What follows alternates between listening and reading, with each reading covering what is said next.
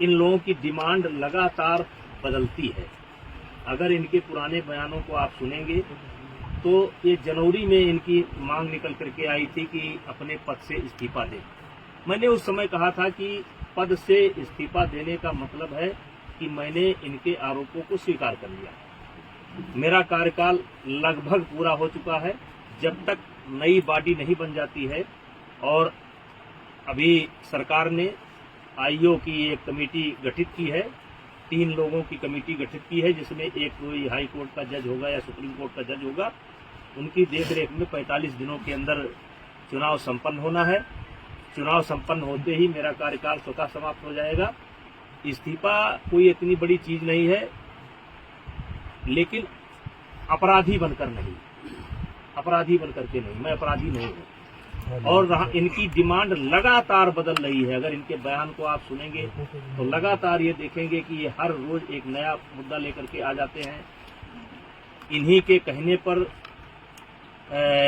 जांच कमेटी बनी, इन्हीं के कहने पर एक व्यक्ति ऐसा है जिसको जांच कमेटी में शामिल नहीं होना चाहिए था, उसको भी सरकार ने शामिल किया। मुझे आपत्ति करनी चाहिए थी, मैंने कोई आपत्ति नहीं की। जांच कमेटी की रिपोर्ट लगातार इनके पास पहुंच रही थी।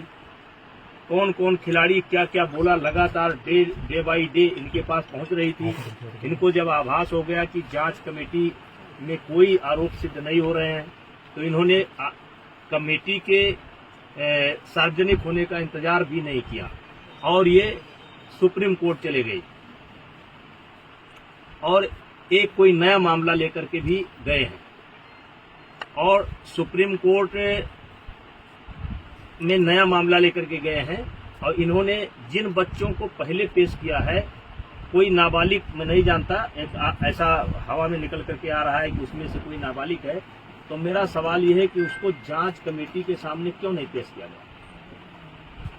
और मैंने एक ऑडियो दिया है जिसमें एक खिलाड़ी, मैंने एक ऑडियो दिया है जिसमें धरने पर बैठा हुआ एक खिलाड़ी किसी लड़की से कह रहा है कि किसी भी लड़की का इंतजाम कर दो, किसी भी तरीके से इंतजाम कर दो।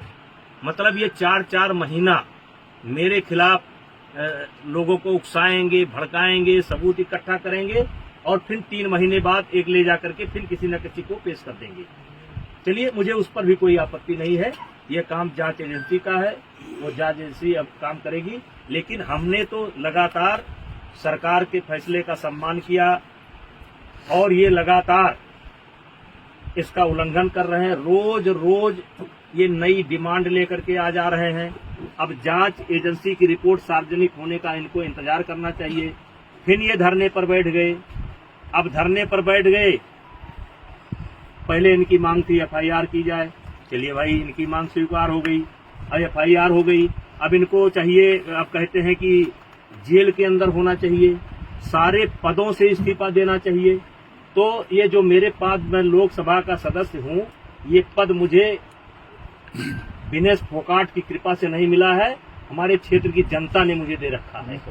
और एक बार नहीं, 6 बार दे रखा है। 6 बार मुझको दिया, मेरी पत्नी को दिया, और उनको उनकी कृपा पर नहीं है। और कुश्ती संघ का अध्यक्ष पद भी उनकी कृपा पर नहीं है।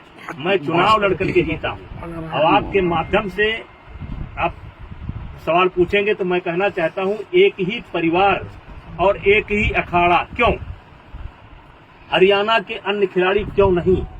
हिमाचल के, महाराष्ट्र के, मध्य प्रदेश के, केरला के, कर्नाटका के, तमिलनाडु के, बंगाल के, आसाम के, देश के अन्य प्रांतों के खिलाड़ी क्यों नहीं?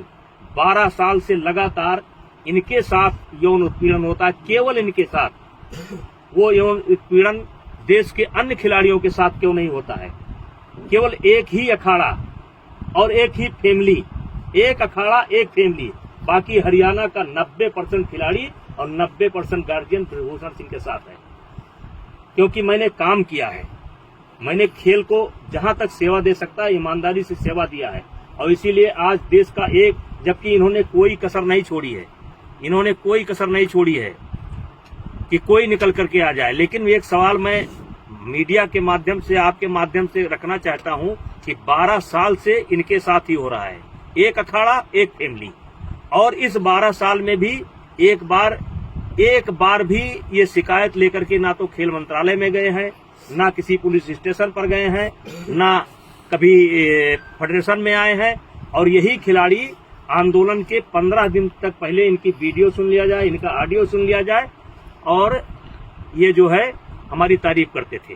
ये जो खिलाड़ी आज धरने पर बैठे हैं, ये अपने शादी में मुझे क्यों बुलाते थे, फिर जोड़े में होकर के मेरा फोटो क्यों लेते थे, मेरा आशीर्वाद क्यों लेते थे। लेकिन मैं एक संवैधानिक पद पर हूं, मेरी एक बोलने की मर्यादा है, उस मर्यादा के तहत मैं बोल रहा हूं। अब मामला सुप्रीम कोर्ट के पाले में है, दिल्ली पुलिस के पाले में है, जो भी निर्णय करेगी हम मुझे उसमें। इस साजिश के पीछे कौन लोग हैं सांसद जी? साजिश के पीछे कौन लोग हैं? आपको इसके पीछे क्या दिखता है? कौन है वो? एक फैमिली, एक अखाड़ा, और इसके पीछे कौन? अखाड़े का नाम क्या है?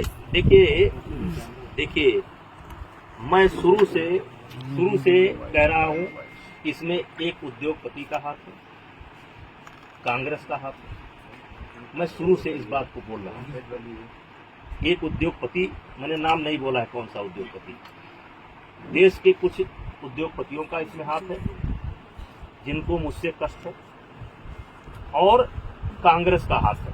शुरू बोला था और आज दिखाई पड़ गया कि किसका हाथ है।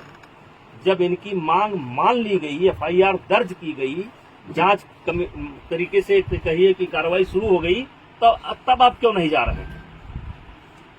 अब क्यों मोदी जी के खिलाफ बोल रहे हैं? अब क्यों खेल मंत्रालय के खिलाफ बोल रहे हैं? अब क्या जरूरत है? पप्पू यादव को बुलाने की क्या जरूरत है? केजरीवाल को बुलाने की क्या जरूरत है? वो कोई रिटायर गवर्नर है, क्या नाम उसका, सतपाल मलिक को बुलाने की क्या जरूरत है? प्रियंका गांधी जी को तथ्य मालूम नहीं है। जिस दिन प्रियंका गांधी जी को तथ्य मालूम होगा कि दीपेंद्र हुड्डा ने कहां ला करके मुझे फंसा दिया, उस दिन उनको मालूम पड़ेगा। ये जांच की रिपोर्ट आएगी तब उनको मालूम पड़ेगा गलत जगह पर फंस गए। आज जो कांग्रेस की दुर्गति हो रही है ना, इसीलिए हो रही है।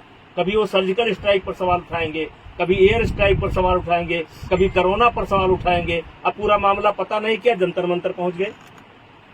जांच का इंतजार कर लेते, दिल्ली पुलिस की रिपोर्ट का इंतजार कर लेते, तब जंतर मंतर पहुंचते। राजनीतिकरण हो रहा है आम आदमी